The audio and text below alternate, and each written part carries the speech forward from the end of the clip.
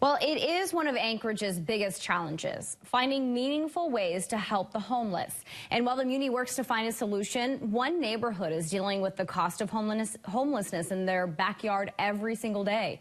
KTVA 11's Cassie Schirm got to see the issue firsthand. Hi, Cassie. Thanks, Megan. So I took a walk with 4 people. They live along the Chester Creek Park. And in just the first 3 blocks, we saw more than 20 camps, some just a few steps away from their homes. Now neighbors are saying it's a problem that needs to be fixed fast. This is not a new problem. It's a crisis where we live. 4 people in our backyards. Living in the same neighborhood, dealing with the same problem. You'd be amazed at what you see when we walk back here. Taking over what they say is their lives. So what they're doing is they're using our neighborhood, and it's literally our backyard, as an unofficial camping area. A beautiful backyard with something to hide. There's sewage on the ground, and there's needles, and there's all the trash, and it's a health hazard for them, and it's a health hazard for us, and it's illegal. Just 5 minutes into our walk, Underneath the ground, it's smoldering. neighbors called 911 for a fire in a camp. That's not good. Something they've done many times before. I honestly thought that my shed was on fire, and it came within 20 feet of my shed.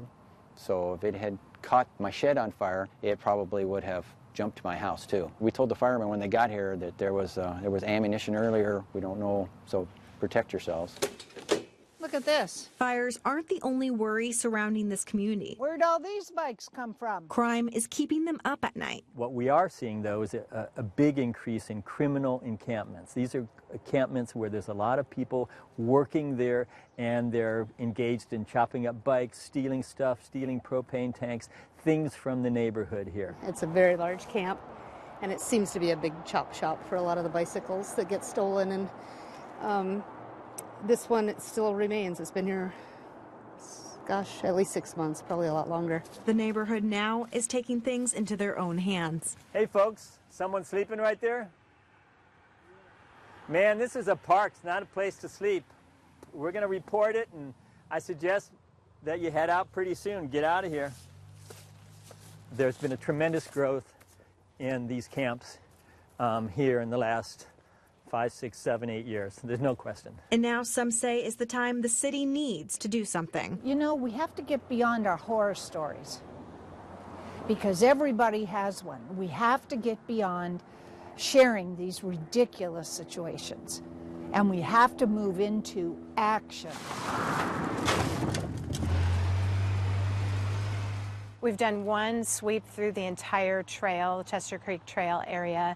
However, camps do move around, so even when one process has been completed, then you come back and new ones may have moved in. Nancy Burke, the city housing and homeless coordinator, says Chester Creek Park has been a big focus this summer. We are getting there. It is something of a resource question. We don't have enough resources to address every camp in every location, and yet we're trying to make the best use and the most effective use of the resources we do have. It's scary.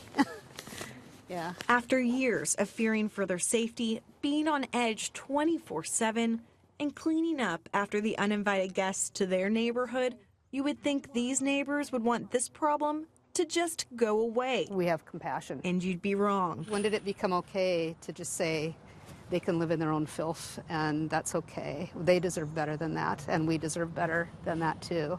And we need to be better at fixing this situation.